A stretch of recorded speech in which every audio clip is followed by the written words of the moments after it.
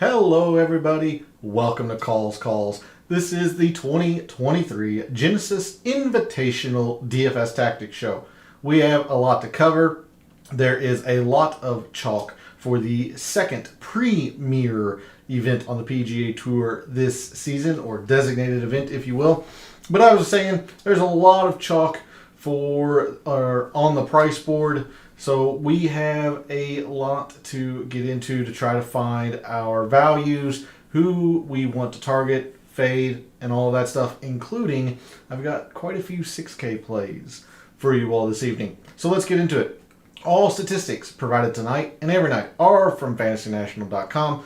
It is the best tool out there for your money. It's going to make you a much smarter gambler, a much better DFS player.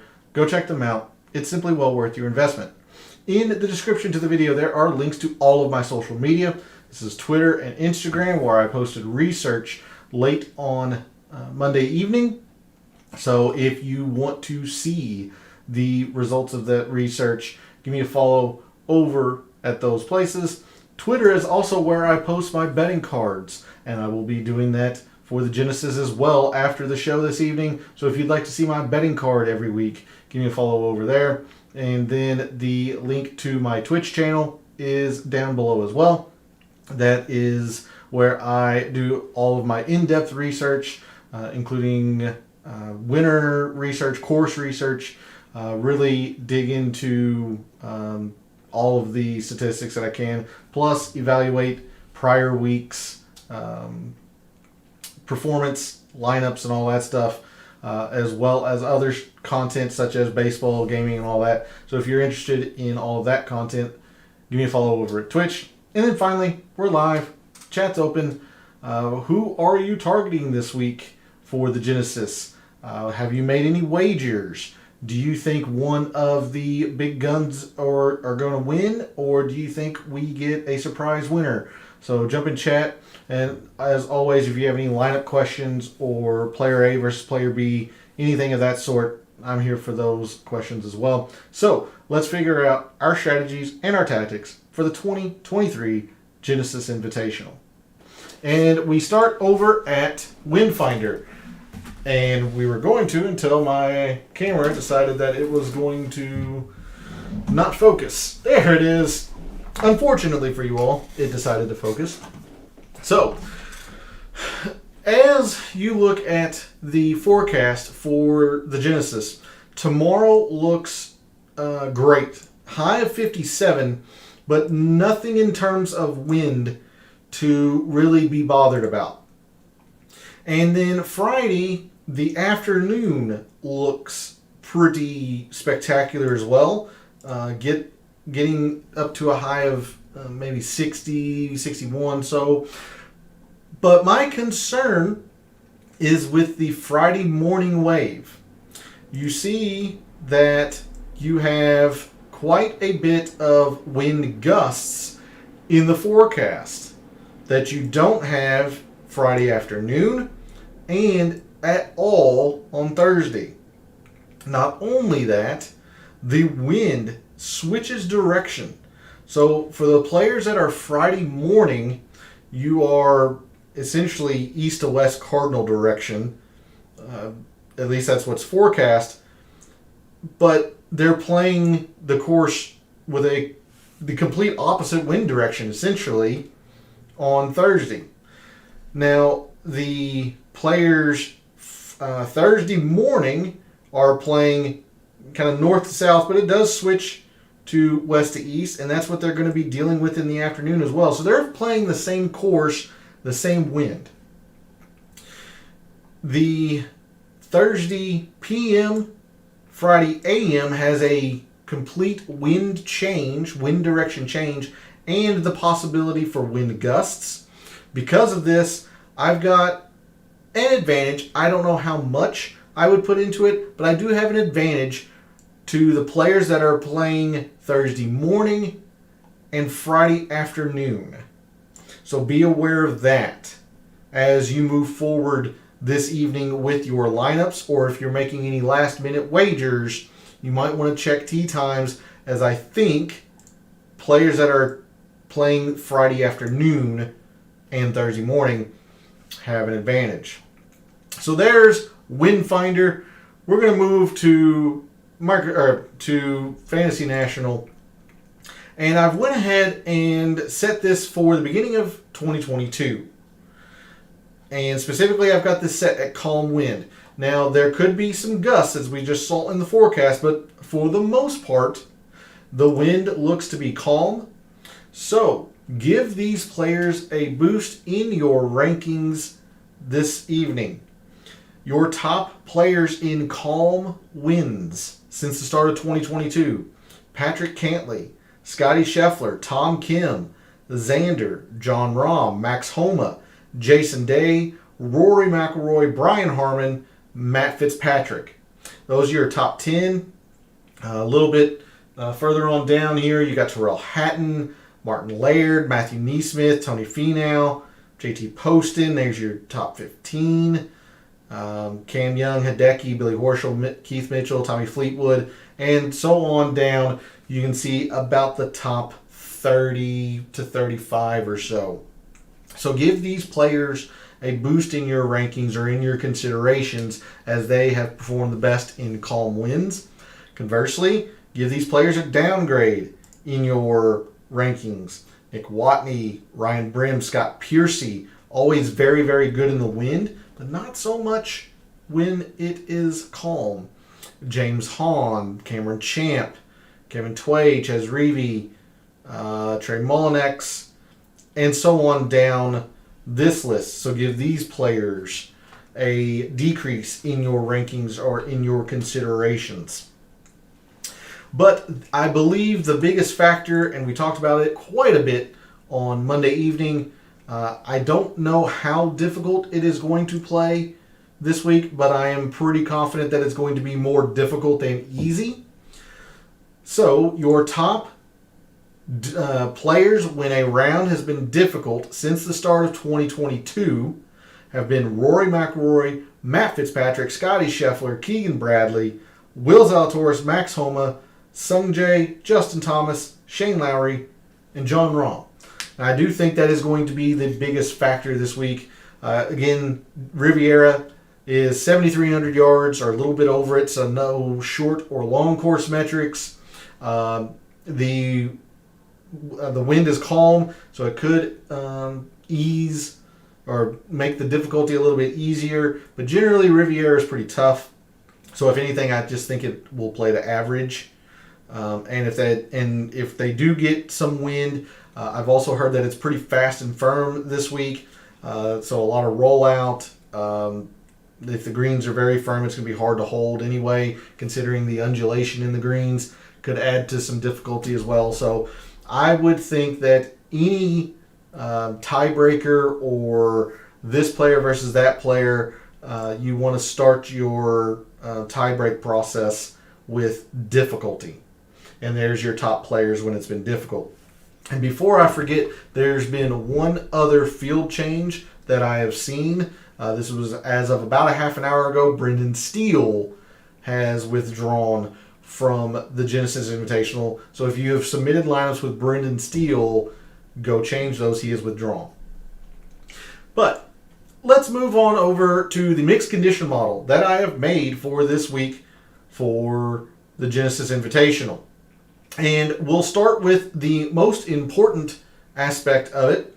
I've talked about it all week. I simply think bogeys avoided is going to be the main metric come Sunday that the top of the leaderboard has performed well at. We saw it in last year's mixed condition model. We've seen it that it's a very, very consistent metric year over year here at Riviera. It's also much more important than the average full field courses.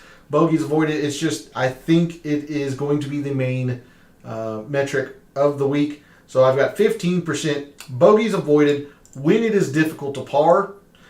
I would not blame you if you just wanted to look at bogeys avoided. But again, Riviera is generally pretty difficult, so I added to that filter. 10% on fast POA greens, but unlike what I did with the Pebble Beach, Pebble Beach, I used 20%. I really exaggerated that, and it didn't turn out all that well. Not only that, I also went back to 2018 at the Pebble Beach. This week, I went back to 2021. That is what I used at the Farmers. And the Farmers was a very, very good week. So I am copying the timeline from the Farmers and decreasing the percentage from the Pebble Beach, even though these are POA greens and there's very few of them. I do have 10% in fast POA greens. It is traditionally pretty important here, especially for the players that finish in the top 10. 10% driving distance. We've talked about that all week. Second straight tournament. That distance, while it might not be mandatory, certainly gives an advantage. Phoenix, there was a pretty big advantage for players with distance. This week, there's a pretty big advantage at Riviera for players with distance. So 10% in distance. 10% in greens in regulation gained. Again, when it's difficult, with the conditions being fast and firm, if they do get any amount of wind, I imagine that the greens will be difficult to hold. So players who are good at hitting greens when it's difficult in general, I think will have a decent advantage. So 10% in greens when it's difficult. 10% in total procs. And again, this is reminiscent of last week's Waste Management Phoenix Open where it didn't work. So it'll be interesting to see at the end of the week if total procs is worthwhile. It was pretty predictive last year. This is 10% that I'm playing my gut on it being total procs as opposed to 150 to 175, 175 to 200, or any specific proximity. I just think it's going to be total procs, and we'll see at the end of the week if my gut feeling is correct. So this is 10% that I could be wrong on in the mixed condition model. 10% in par threes, and even though they generally have been the same strokes gained total as par fives here at Riviera, year over year, the past 6 or so years, they have gradually been getting more important. So I put 10% in all par threes, no specific range, and then 5% in the rest of the metrics. Approach, around the green, and yes, we talked that around the green generally is going to be a pretty big deal. Just kind of ran out of percent, especially since I figured bogeys avoided is going to be a big factor. I know distance, or I wanted to emphasize distance again. Greens, again, my gut feeling on proximity. So just kind of ran out of percent with around the green at 5%, approach 5%. And the one thing that I've done different this week is that instead of going with strokes gained par 4 and then splitting out the specific length, I've went ahead and just used the 2 specific lengths because there's only one par 4 that does not fall between these 2 ranges. It's the drivable par 4 10th. So I have 10% in par 4s, 450 to 500. We saw a week that they just are exaggerated in importance here at Riviera. But the 400 to 450 certainly made a case to warrant their own inclusion or their separation from all par 4s.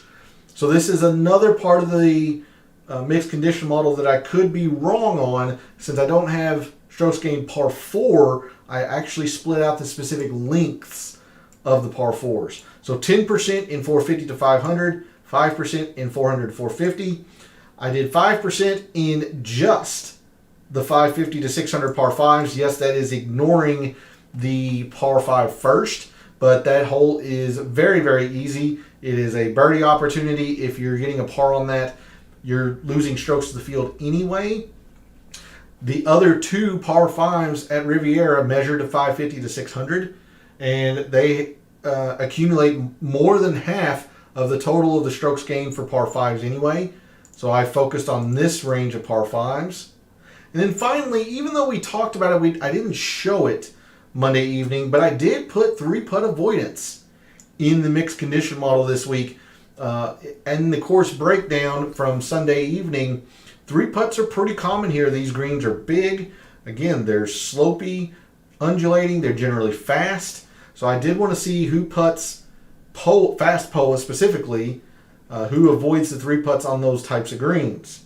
So that was the last bit of the mixed condition model. So I've talked about a couple of things that I think I could be weak on. The strokes gained par 4, the around the green. To expand on the around the green, if scrambling ends up being an important factor, I don't have any scrambling in there. But the reason I left it out is that even though you scramble quite often here at Riviera, generally players are pretty successful at doing so. So I didn't feel like it was going to be that big of a deal, and it wasn't last year when I used that model in the mixed condition model, or used that metric in the mixed condition model. Sorry. So I left out scrambling. If anything beyond driving distance off the tee matters, fairways have generally not mattered here, but if they do matter this week, off the tee in general, if putting is more or less important, I just kind of always default to 10% if I know I'm using putting. We saw in the leaderboards that it tends to be pretty darn important, but I dropped it to 10% or used 10% because not every player that is putt well at the Genesis generally putts or has had good form coming into the week. So it's a little bit hit and miss, and that's how I think of putting in general. But again, I just wanted to emphasize the bogey avoidance, the driving distance, the greens, and the 10% in proximity is a gut feeling. So there's my mixed condition model for the Genesis this week. Let's move to Microsoft Excel and reveal my rankings, go through the price boards, and make some lineups. So my top 10, when factoring in the analytics, the prior course form, and percent owned or projected ownership, turns out as number 1 is Max Homa, second Tony Finau, Jon Rahm, Xander, and Rory McIlroy are the top 5. So no big shockers here. The best players are the best players on the PGA Tour. Max Homa, your winner in 2021, loves this place. Tony Finau's always played well here. Jon Rahm, Xander, Rory. Probably you can at least argue the ranking or the order, but a pretty solid top 5. Number 6 is Wyndham Clark. That might be a little bit of surprise, but he's been playing very, very, very well lately, and has played this event very well in 2 tries at Riviera. So Wyndham Clark 6th, Cameron Young 7th, Colin Morikawa 8th, Patrick Cantlay 9th, Scotty Scheffler 10th. Again, with the rest of the top 10, I really don't see anything out of the ordinary here. You might be a little bit surprised about Wyndham Clark, but again, he has played this event very, very well, and the analytics here are great for him. He's number 1 in driving distance, as you can see here. There you go, number 1 in distance. He's also number 4 in strokes gained around the green, so if that happens to play more important, he's going to be good there. So again, a second straight week where I'm very, very high on Wyndham Clark. And don't mind me, I'm going to try to center this camera just a little bit. There we go. Otherwise, yeah, like I said, Cameron Young, fantastic debut here last year. Colin Morikawa plays well here. Cantlay plays well here. Scheffler coming off the win at Phoenix. Yeah. So I don't think there's a whole lot to cover in terms of my top 10 or my ranking. So let's go straight into the price board. So we will sort on salary, which is E, largest to smallest. In the 10Ks, you have 4 players. You got Jon Rahm at 11,100, Scotty Scheffler at 10.7, Rory at 10.5, Justin Thomas at 10.1. You see Justin Thomas is rated lower than the others again this week, similar to last week, although he's not as low as he was. With Justin Thomas, he is all or nothing here. He has had 2 top 5 finishes, or maybe 3 top 5 finishes, and he's also missed the cut 2 or 3 times, whatever the inverse is I know he's I know he has top fives and he has missed cuts. There's literally nothing in between for Justin Thomas. So he's all or nothing. He's very, very popular for good reason. He played extremely well at Phoenix. He avoids bogeys, but not to the extent that these others do when it's difficult. He's also not the greatest on POA greens. His proximity has been really, really bad. Look, fading Justin Thomas for a second week in a row could come back to bite me. The only reason it didn't last week is that Wyndham Clark, Terrell Hatton, Ricky Fowler, all these guys that were low to medium owned percentage-wise played very, very well. But I'm still the lowest on Justin Thomas in the 10Ks. In the 10Ks, I think Jon Rahm is the number one player in the 10Ks, even though he is the most expensive. He has played this course very well, and he's the least owned except for Scottie Scheffler. Probably has to do with his price. But again, as I mentioned in the intro, there's a few 6Ks that I like this week, so I'm not scared or I am not prohibited from using Jon Rahm, knowing that I'm comfortable going to the 6Ks. I mean, he's number one in greens when it's difficult. He's top 10 in proximity, top 10 in par 3s. He's also the number one player of these shorter par 4s. And as much as his putter can get bulky, he's generally pretty good at avoiding three putts. Top 20 in that. Whereas Scottie Scheffler is not. Scottie Scheffler is not very good at avoiding 3 putts, especially on fast pull-up. So in the 10Ks, I'm going Jon Rahm number 1, Rory number 2. I'll probably go Scottie Scheffler 3rd and Justin Thomas 4th, but I think it's a pretty clear top 2 and bottom 2 in the 10Ks. Even though Scottie Scheffler's number 10, I am a little concerned for Scottie Scheffler. He hasn't played this event spectacularly, and coming off the win at Phoenix, I'm just not going to pick a player to win back-to-back weeks. They might win the tournament back-to-back years, such as what Scottie Scheffler did last week at Phoenix, but it's very, very rare to see a player win back-to-back weeks. So I'm going to go Rahm number 1, Rory number 2, and then Scheffler and Thomas 3rd and 4th, at a pretty distant 3rd and 4th in the 10Ks. Moving to the 9s, we have Xander, Max Homa, Tony Finau, Sung Jae, Colin Morikawa, Sam Burns, and Patrick Cantlay. I love the 9Ks, and a lot of your fellow contestants do. You see in the 9Ks, nobody is lower than 20th in my overall rankings.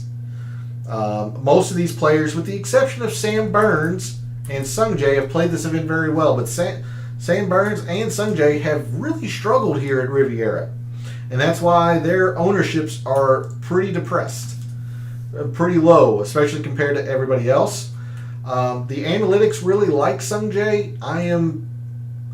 I would tend to agree with the analytics, but sometimes a course just doesn't fit a player, and that could be the case here. So I'm a little cautious on Sung Jae. I'm probably out on Sam Burns, even though he's the lowest owned in the 9Ks, because there's just I like everybody up here. You see my 1st, 2nd, and 4th rated players are in the 9Ks. Number 1 player, Max Homa, your winner in 2021, 2nd in rankings, or by the analytics, excuse me. He avoids bogeys. He's top 12 in greens, which is just off your screen. He's also number 1 in par 3s, number 2 in 450 to 500 par 4s. So there's a lot going for Max Homa. Tony Finau is your most projected owned player, again for good reason. He has performed very, very well here. 2 runner-ups in the past 5 years. Number 1 analytically. He also avoids bogeys when it's difficult. Now his putter can get pretty cold on POA, but I mean, it's putting. It can come and go for any player. So I really like Homa. I really like Finau. I mean, Xander as well. California guy, loves Riviera. He's not as adept at the bogey avoidance as some of these others, but he's also the best putter on fast POA greens in the 9Ks. And he's also 3rd in greens, which is right off your screen. So a lot to like here with Xander. I'm going to be using these 3 players a whole lot and I will accept that chalk. That's another reason why I've been trying to find some uniqueness in the 6Ks. We talked about Sungjae and Sam Burns. Colin Morikawa should, again, play pretty well. I was pretty high on him at Phoenix. He did not play well there. He's pretty middling owned. He avoids bogeys. This is almost like a major championship. If you're ignoring Colin Morikawa in a major championship, you're taking a pretty big gamble. 11th in bogey avoidance, 6th in proximity, which again, if I'm wrong on this statistic, then so be it. But my gut says that total prox is going to be a big deal. He's 6th. He's 9th with the irons. 3rd in 450 to 500 par 4s. A lot to like here. He's also played this event well. Cantley at 9K. Probably getting hurt a little bit by the fact that he missed the cut at Phoenix. Again, he's just been very, very good at this tournament. Almost top 10 in fast POA putting, top 25 in distance. Now the par 3s have been an issue for Patrick Cantley. So if the par 3s are as important as I think they will be this week, he's going to need to clean that up. But I don't see any reason not to use Patrick Cantley. So in the 9Ks, boy, it's going to be really, really difficult for me to separate a lot of these players. All 5 of these guys are in my top 10. If I have to rank, I'm going to go with Max Homa number 1. He's number 1 in my rankings, and he's not the most projected owned player. So give me Max Homa. All things being considered, I would probably go Xander number 2. Yes, he's very projected to be highly owned, but at least I'm saving some percent of ownership than Tony Finau. Because of pricing, I might go Cantley number 3. Actually, you know what? I'd probably go Colin Morikawa number 3. I'm more confident in the bogey avoidance from Colin Morikawa, even though he lacks the distance. We've seen that he plays well here and he doesn't have the distance, so he knows how to go around this course. So I might make Colin Morikawa number 3 in the 9Ks. Finau number 4, Cantley number 5. But all 5 of these guys I'm going to be using. Absolutely. All 5 of them I'm going to be using. And then I'm a little cautious on Sungjae and Sam Burns as a fade, only because I'm so high on everybody else in the 9Ks. But I'm fading the 2 guys that have not played this event very well, Burns and Sungjae. Sam Burns might be a full fade. Sungjae, I'm cautious. It's really hard for me to ignore the fact that he's 4th in this field in avoiding bogeys when it's difficult.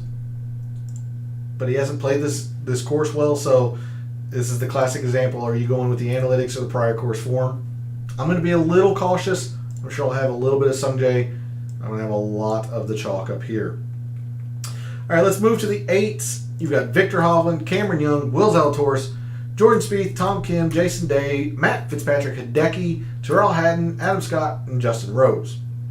And I like a whole lot in the 8Ks as well. So if I really like a lot in the 9s and I really like a lot in the 8s, that tells you a whole lot about the lineups that I've been generating. But let's start with the most expensive 8K, Victor Hovland. In 2 years, he's had a tie for 4th and a tie for 5th. Now, I think he's going to be more owned than 14%. But, he is 7th in POA putting. Fast POA putting in this loaded field. He really putts POA well. The distance, obviously, he has. He's also been very, very good at the shorter par 4s. So, I think Victor Hovland is going to be pretty chalky, but I think you need to consider him pretty highly. I would not be scared about the bogey avoidance when it's difficult. I think he just sets up well for this course.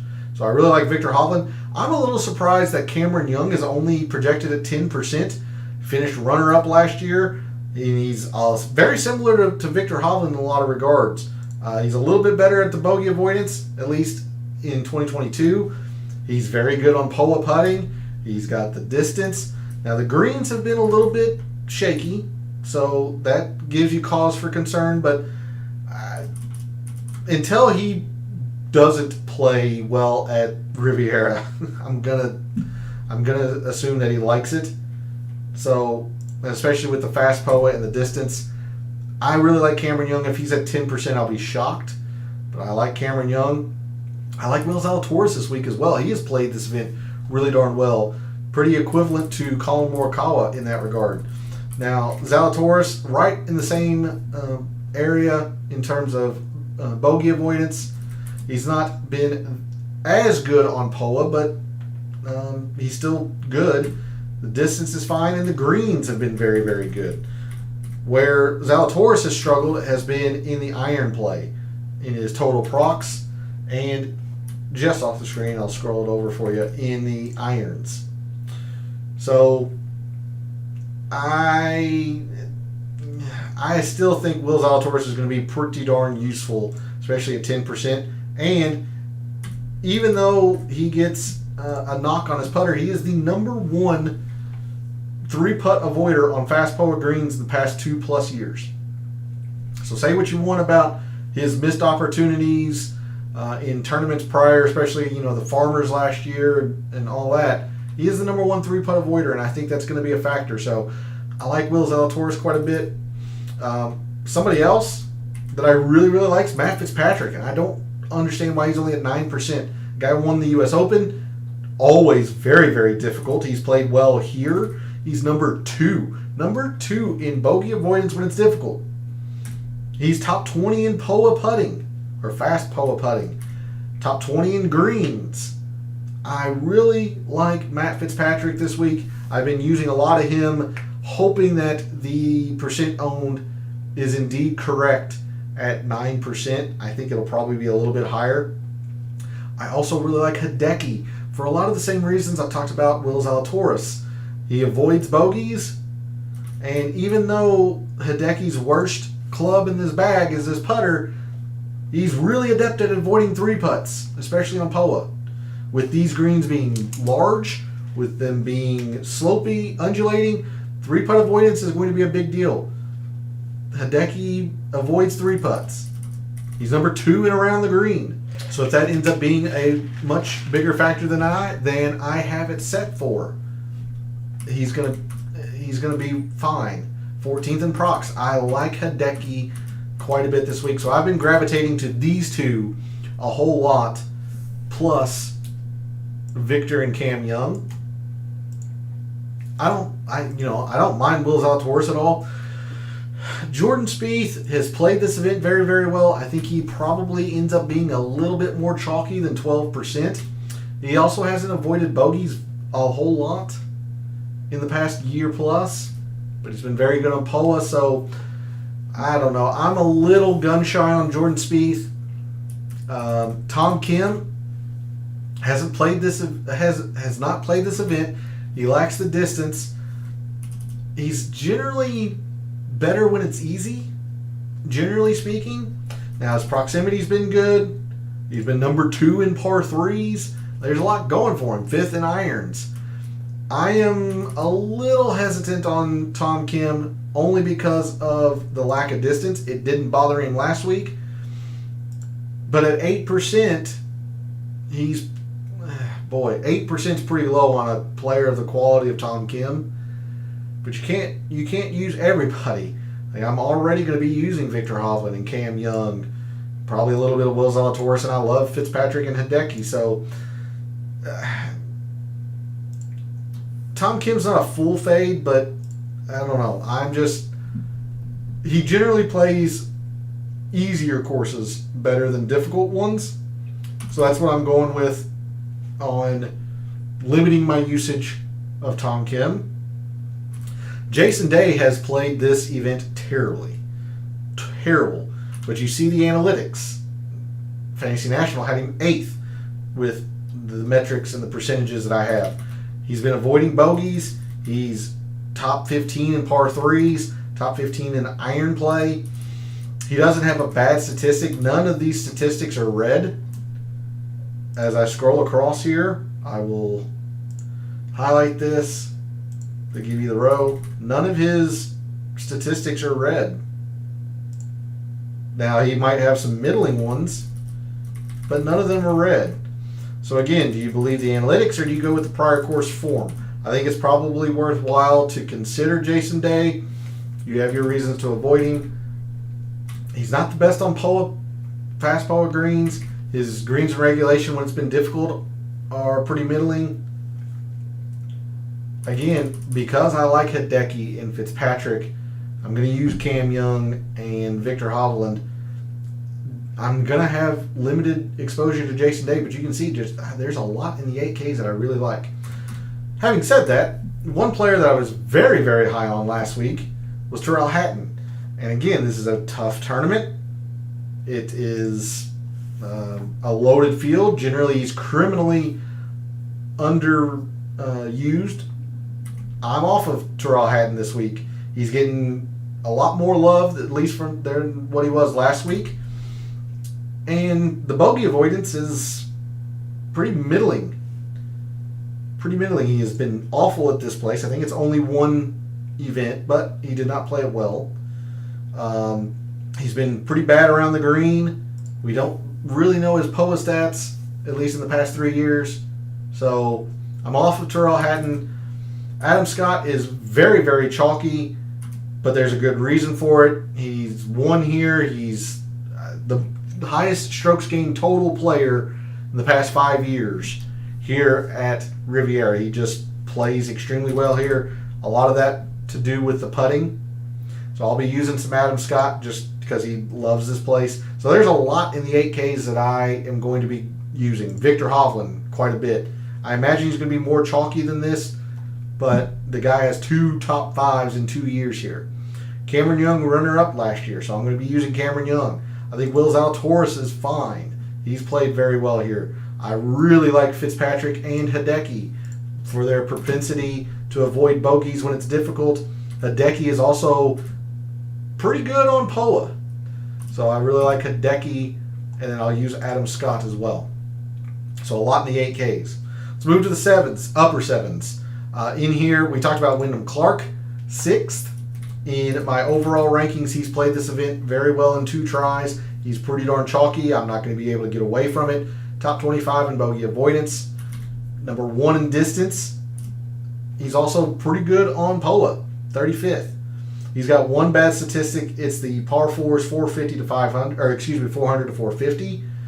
He's 4th and around the green. He's 5th at the length of the par 5s here at Riviera. I'm going to fire up a lot of Wyndham Clark. I've said it for a couple weeks now, but until he cools off and goes full Keegan, I'm going to use him. He's been avoiding bogeys. Again, the putter's hot right now, so I'm going to ride the hot putter, and it could fall off. It really could fall off. I was worried about it at the Bermuda. He was okay. He gained at the Bermuda, or I was worried about Bermuda at the Phoenix. He gained for the tournament. He's traditionally not been good at POA, but again, eventually Keegan's going to fall off. I'm just going to ride the hot hand until he does. And he's still under 10% owned. So, give me Keegan. Let's see. Elsewhere in here, in the upper 7s, Tagala, a little worried about Tagala. He can get pretty darn wayward, and while fairways don't necessarily matter the most here, he's not the best at avoiding bogeys. He's also not very good with procs, so no thanks on Sahith. Seamus Power has been playing better when it's difficult, but he's still an easy course player, going to get the birdies as opposed to avoiding the bogeys. His proximity is one of the worst in the field, so that's pretty concerning. His irons have been pretty bad. A little worried on Seamus Power, so I'm out there. Taylor Montgomery, normally I would be ecstatic about 8% ownership on Taylor Montgomery. He has shown early on in his PGA Tour career that he plays better when it's easy. So you can see 82nd in bogeys avoided when it's difficult. Look at the other metric that's difficult. Greens, he's been very, very bad. And while the distance is there, the around the green is fantastic. very good at the length of the par 4, shorter par 4s. I'm off on Taylor Montgomery. I want to see some better performance when it's difficult. So let's talk about the one player probably in the upper sevens that a lot of people are going to be questioning or whatever. And you see he's rated pretty darn high. It's Ricky. I was very high on him last week. It paid off for me. Now, he has not strung back-to-back quality tournaments in a long time. He's also traditionally been fairly mediocre here at Riviera. He's not the greatest on POA, clearly by his ranking here. If you're using Ricky this week, it is the bet that that he is back to old Ricky, and I don't think he's there yet. I'm still trying to pick and choose my spots to use Ricky, and I don't think this is going to be one of them this week. Because he played so well last week, I think he comes back down to earth a little bit.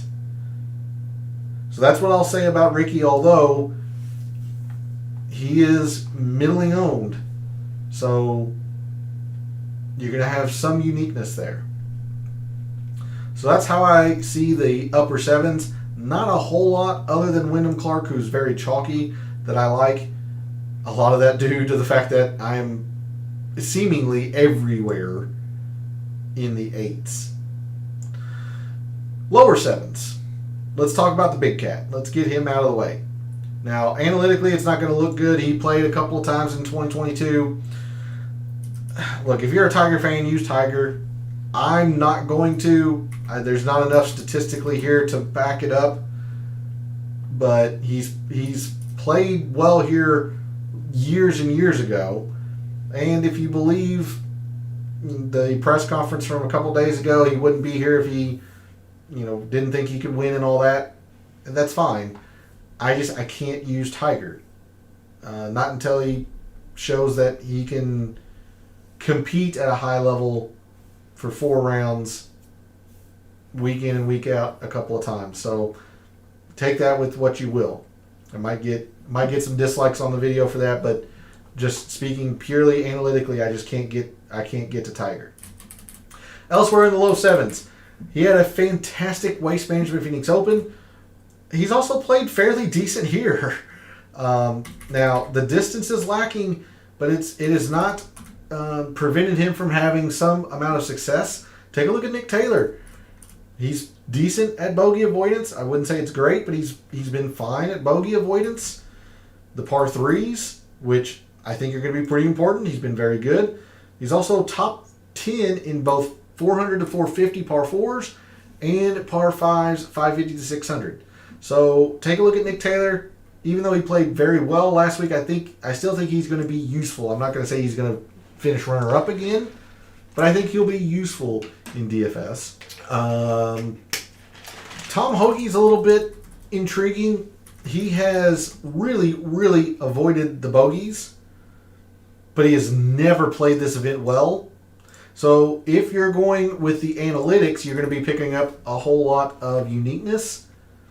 But man, that prior course form is pretty bad. A lot of that probably to do with the fact that he doesn't have a whole ton of distance. So if his irons are lacking, which, he's been the number 1 player in proximity this PGA Tour season. He's top 25 in greens when it's difficult.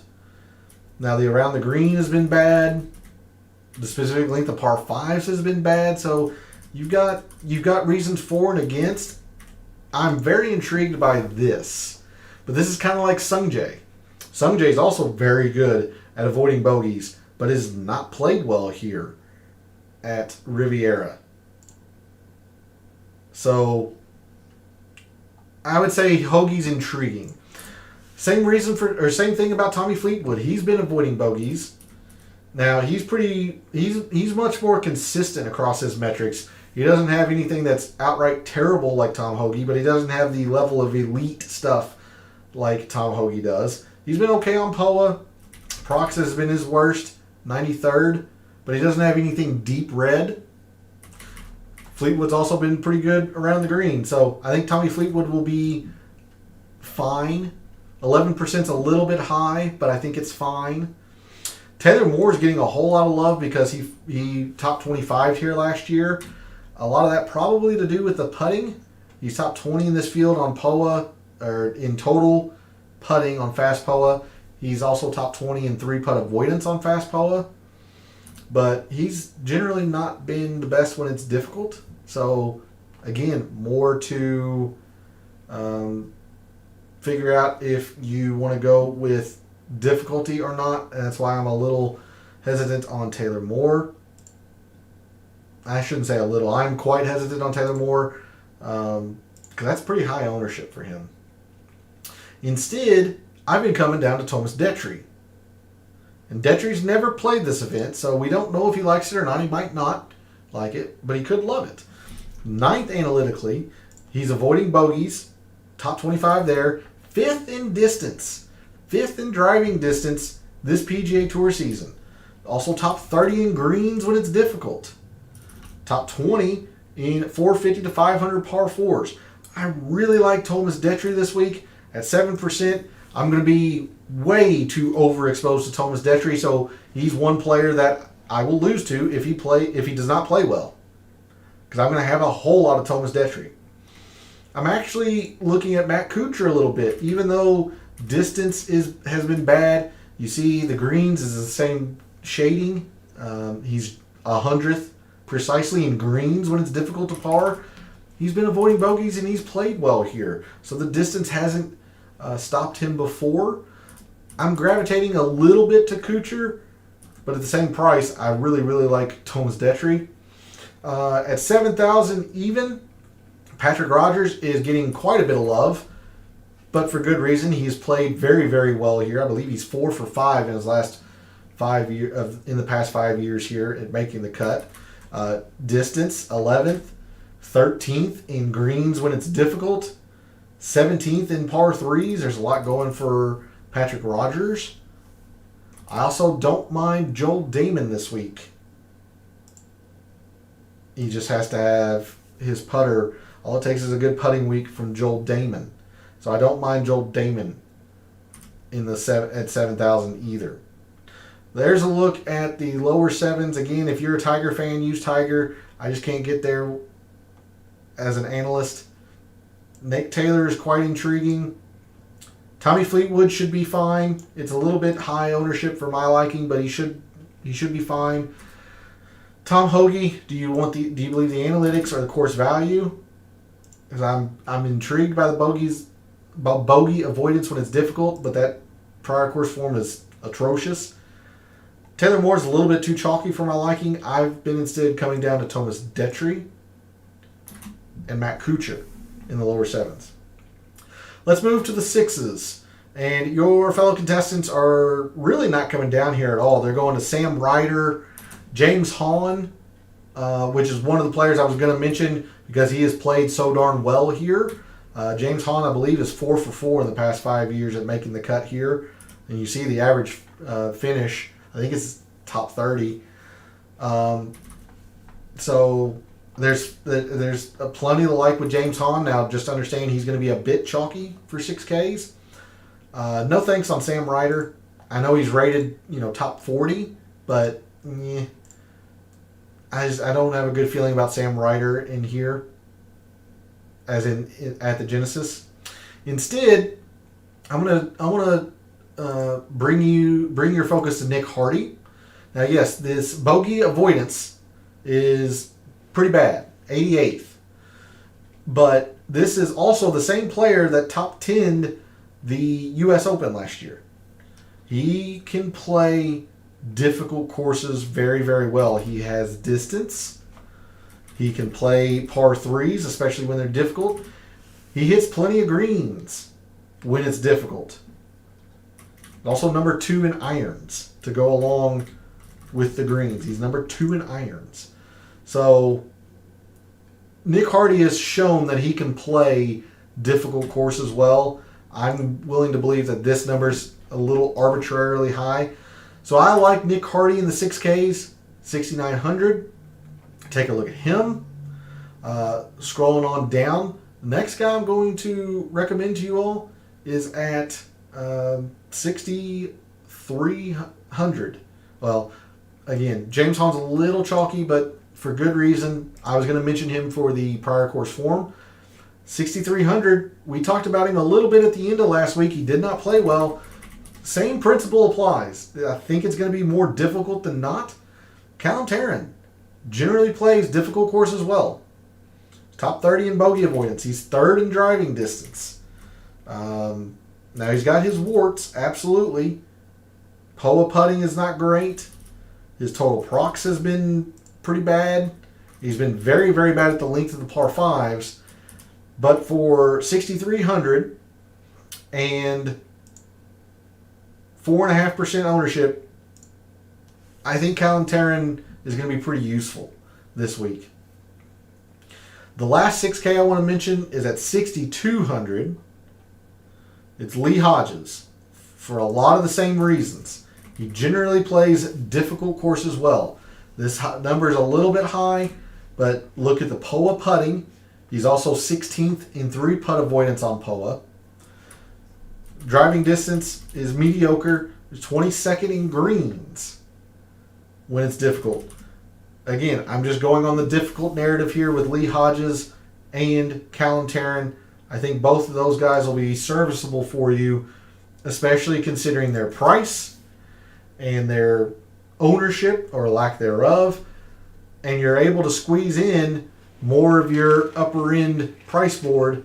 You can afford to take some chalk by coming down to these two. Would I do it every time? No, absolutely not. But if you're coming down to the 6Ks, I'd be comfortable coming down this far. But I do like Nick Hardy at 6,900 as well. James Hahn at 6,700 plus these two. All right. So there's a look at the price board. Let's make some lineups. We'll start with tiers. In tier 1, you have Jon Rahm, Scottie Scheffler, and Rory McIlroy. For me, I think I'm taking Jon Rahm. Rory's also a fine play. I think it's one of those two. I think Scheffler's a pretty clear third for tiers. But give me Rahm, knowing that I'm going to take some chalk later. And again, assuming that the ownerships correlate with classic lineups. So give me Rahm in tier 1. Tier 2, Justin Thomas, Xander, Max Homa, Tony Finau, and Collin Morikawa. This is where it starts to get very, very difficult because Justin Thomas is all or nothing here. He is the lowest rated, but to completely fade Justin Thomas is dangerous. Having said that, you've got Xander, who also loves this place. Max Homa's the number 1 player.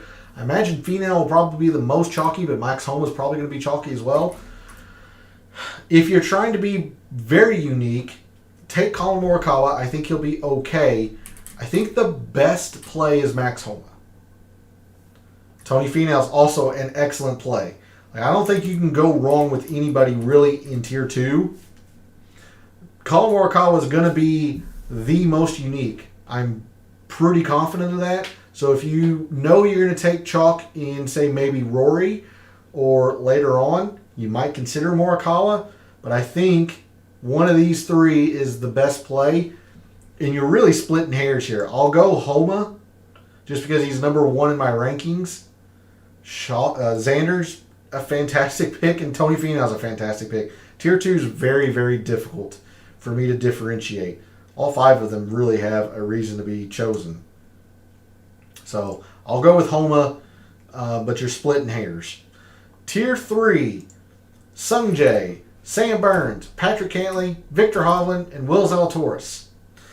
Well, for the same reasons that I am cautious on Sung Jae and Sam Burns, I'm going to eliminate those two from tiers. So I'm down to Cantlay, Hovland, and Zalatoris.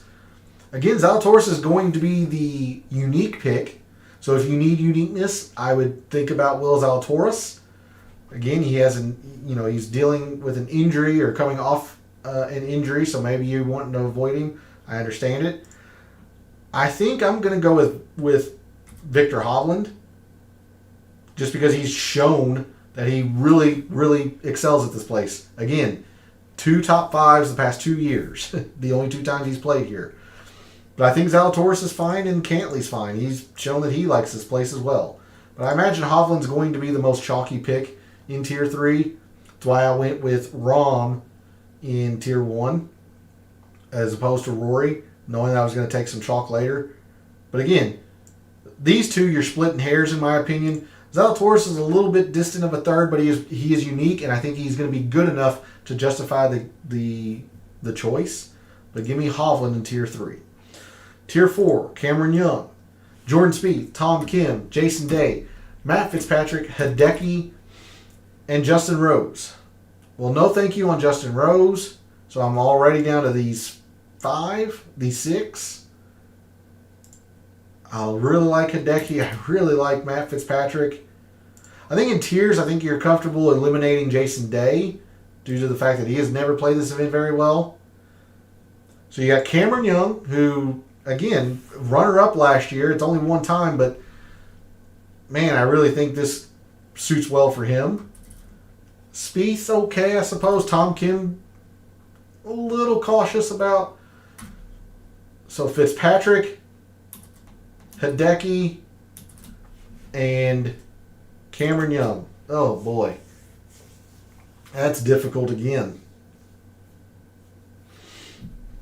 Knowing that I took Max Homa, who I think is probably going to be the most chalky or second most chalky in Tier 2, knowing that I took Victor Hovland in Tier 3 is probably going to be the most chalky, based on the 3 choices I have made so far, I'm going to take Matt Fitzpatrick. And I'm pretty confident in it, but I think Cameron Young's probably the best pick. And in tiers, I think he's probably going to be pretty chalky. I don't know. That's pretty difficult again. It's one of these 3 for me in tiers. Give me Matt Fitzpatrick, hoping that he's he's unique to offset the 2 chalky picks in Tier 2 and Tier 3. I like Cameron Young a lot, and I like Hideki a lot. Tier 5, Terrell Hatton, Adam Scott, Ricky Fowler, Siwoo Kim, Wyndham Clark, Sahith Theegala, Keegan Bradley. Well, for me, I'm ready to eliminate it down to 3 players pretty easily. No thank you on Sahith Theegala. No thank you on Siwoo Kim. No thank you on Terrell Hatton. So Adam Scott is your choice if you are going with the prior course form. I imagine he's also going to be the chalkiest. Wyndham Clark might be pretty chalky as well.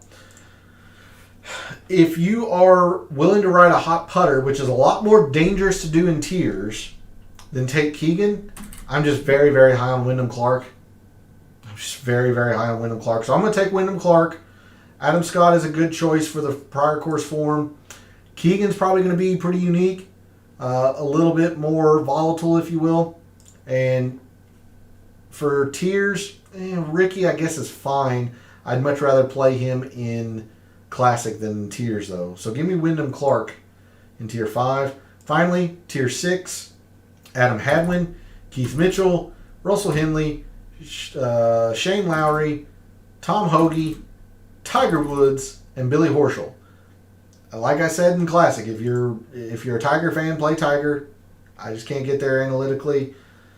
Keith Mitchell, again, generally plays well when it's difficult, but he's never played well here. I'm probably going to go... Oh, boy. This is pretty tough. Give me Tom Hoge. Just because I'm intrigued by the bogey avoidance and his proximity and iron play. But, boy, that prior course form's bad. But give me Hoge, thinking that it'll be pretty unique for Tier 6. Also, Russell Henley's kind of interesting. But give me Tom Hoge in Tier 6. All right. With that out of the way, let's start building some lineups for your big GPP Classic contests. And again, if you are watching live, feel free to jump in chat if you have any questions or want to see specific lineups or lineup theory, this player versus that player. But if we're going to try to match your fellow contestants, the most common opening looks to be, and I don't know if they'll be able to fit all of this, but it looks to be Homa Finau and with nobody in the 6Ks garnering more than, say, 6.5%, Ryder at 6.7, your fellow contestants are bottoming out at Patrick Rogers at 11.5. So that's where I'll go there. You got 8,000 per player in here. Again, kind of depends on the style of team that they're trying to make. If they're trying to squeeze in one more upper end player, maybe Victor Hovland. That leaves them 7,500 essentially per player. Wyndham Clark getting a lot of love, and at 71, shoot, that is 100 more than Taylor Moore. Because Taylor Moore is getting quite a bit of love down here. So 7,700. Keegan's a little bit under 10%. Might have to drop off of Hovland. If they go maybe Adam Scott's at 8,000 and 86 is Spieth. Cantley's also getting a little bit of love. So Cantley, well, that's that same 76. So now, dang it, I was trying to get the majority of all this. I know Wyndham Clark is probably going to be in this. Again, 8,800 is Will Zalatoris. I mean, he's not getting, 8,800 is Cameron Young. I'll just throw in Jordan Spieth. He's the most projected owned among here. This is leaving $200 on the table. I'm sure there might be a little bit more of a chalky team, but 14.5% is pretty chalky. Otherwise, if your fellow contestants are coming into the 10Ks, we'll try Rory. Again, I hate to use the same names, but it is what it is. Let's go Rory, Patrick Rogers. Now we'll try a Victor Hovland. Come down to an Adam Scott. 7,800 is Wyndham Clark. And then you got 7,800 again. Keegan. 9.5%, maybe Tommy Fleetwood at 11% or just under it. That's leaving 500 on the table, but close to a 14% ownership. So there's a couple of looks at what appear to be some chalky-ish lineups. And in fact, some of your fellow contestants might be going, super ultra balanced. I'll use Finau. But then they could go something like Finau, Cantley,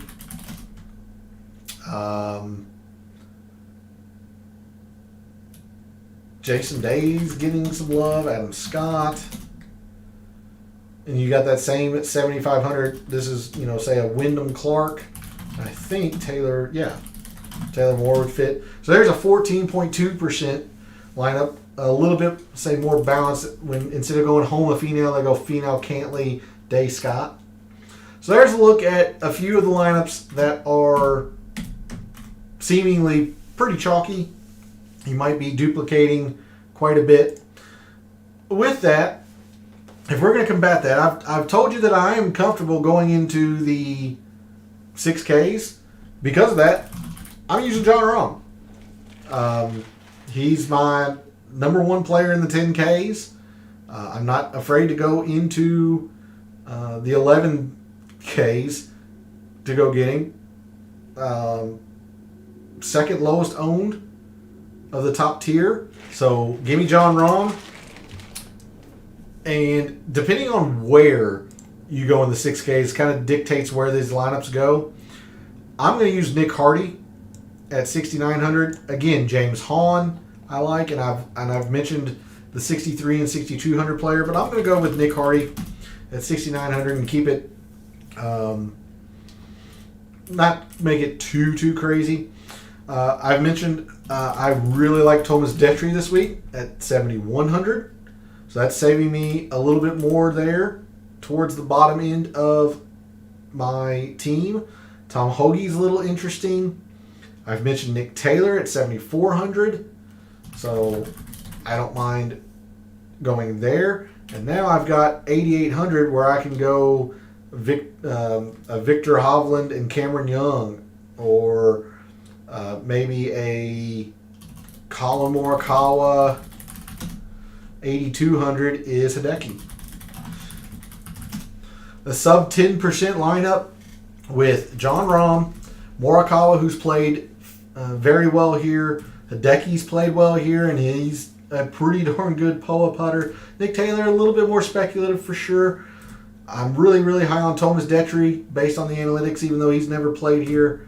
And then dropping into the 6Ks for Nick Hardy, someone who's proven that they can play difficult conditions in a difficult course well in a loaded field. If you're willing to really drop into the 6Ks, I'm going to use Callum Tarren at 63. Again, I would use Jon Rahm. We can use Rory here. Let's try Rory. And because we've dropped all the way to 6,300, let's just go crazy. Let's go Rory. I don't want to make it too chalky, so let's go Xander. We haven't thrown Xander in a lineup yet, so we'll go Rory, Xander. I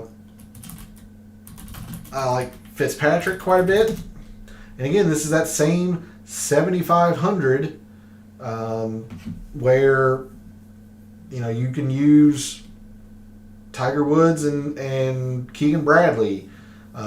This lineup is going to be pretty darn chalky, with the exception of Callum Tarren. But I'm thinking I can afford to take the Wyndham Clark, Xander, Rory chalk, since I have Callum Tarren and Fitzpatrick seems to be unique in the 8Ks. 7,200 is Taylor Moore. We've used Thomas Detry. I don't mind Matt Kuchar. Don't mind Joel Damon. So because I used Thomas Detry in the last lineup, I'll throw in Matt Kuchar here. 11%, a little bit high, but again, I'm thinking this lineup would be unique because of these two. So I can afford to take the Wyndham Clark, Xander, Rory chalk. That's another kind of style of lineup, trying to load in Rory, Xander, or Rahm, Homa, Rahm, Morikawa. Maybe even go really wild. Go Rory, or Rahm, Rory. Callum Tarrant, Lee Hodges is the other very cheap player that I have been gravitating towards. You can see I'm already in the low sevens here, and there's so much in the 8Ks that I generally like the other lineup better if I'm dropping into the low sixes, because there's so much in the 8Ks that I like. I would prefer to do like Rahm and a 9K versus Rahm Rory. But if you were to do this one, let's see, you've got Rahm, Rory. You can throw in Ricky maybe. 7,100 is Thomas Detry, and then at 72, we use Kuchar. You can use Patrick Rogers.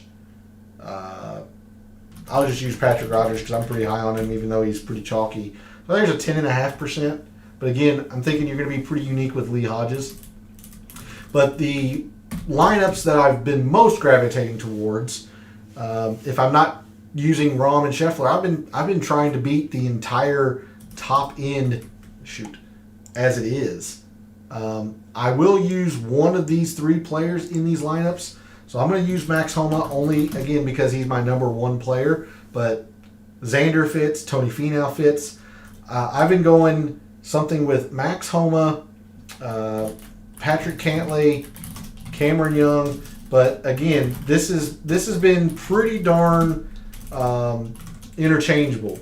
So this spot here can be Homa, Finau, or Xander. This can be Cantlay or Colin Morikawa, even Victor Hovland.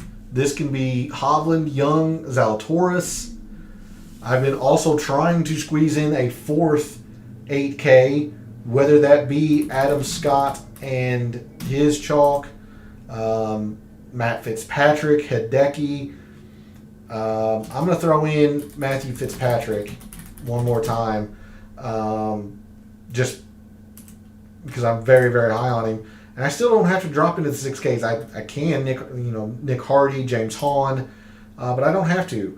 Again, I've got Thomas Detry and Matt Kuchar. You could also do Joel Damon, who I don't mind, Patrick Rogers. Elsewhere here in the very, very low sevens, I mean, Tiger Woods,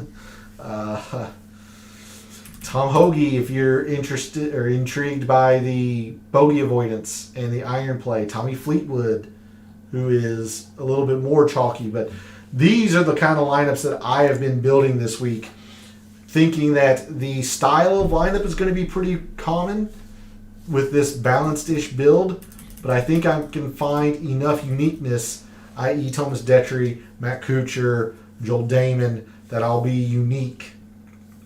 And you see, I'm still at 10%. Cameron Young, I can't see him only being 10% owned. Be happy if he is.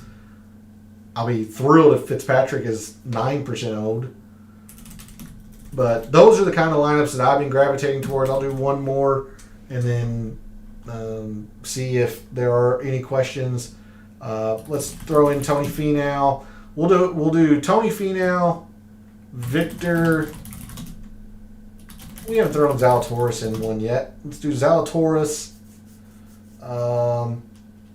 Wyndham Clark also fits in a lot of these lineups. Yes, he's only 7,800, but I kind of consider him, like an 8,000 almost with that mindset. Wyndham Clark, Keegan Bradley. Again, I've mentioned how I'm not afraid, or I'm still going to ride the hot putter. 7,400 is Nick Taylor, but Tommy Fleetwood, who we haven't really used in the lineup tonight. Tom Hoge. This one's a little bit more chalky at 13% with Tony Finau, your most projected owned player. But again, Zalatoris seems pretty unique for the 8Ks. Keegan seems pretty unique for the upper sevens. And of course, I used some pretty high ownership players. Like you can maneuver this around and easily get it in the 10.5-10% range. So that is a look of how I've been building my lineups for the Genesis this week. A reminder, or not a reminder, a letting you know that Friday evening there will still be a Friday night chill stream where we'll do weekend and round 3, round 4 showdown for the Genesis, but that'll be moved to 10 p.m. Eastern. 10 p.m. Eastern, not 9 p.m. 10 p.m. Eastern on Friday night, but I'm still going to be doing weekend and round 3 showdown, Friday night chill stream. But thanks to everyone who tuned in, watched, listened, supports the channel by liking the video, commenting, subscribing. Always appreciate it. We're going to try to keep the positive momentum going. It's been 3 straight weeks of positive returns, and we're going to try to make it 4 at the Genesis. So for all of the wagers you've made this week for the Genesis Invitational, for all the DFS contests you've entered this week for the Genesis Invitational, for this weekend and every weekend, may all your bets be profitable.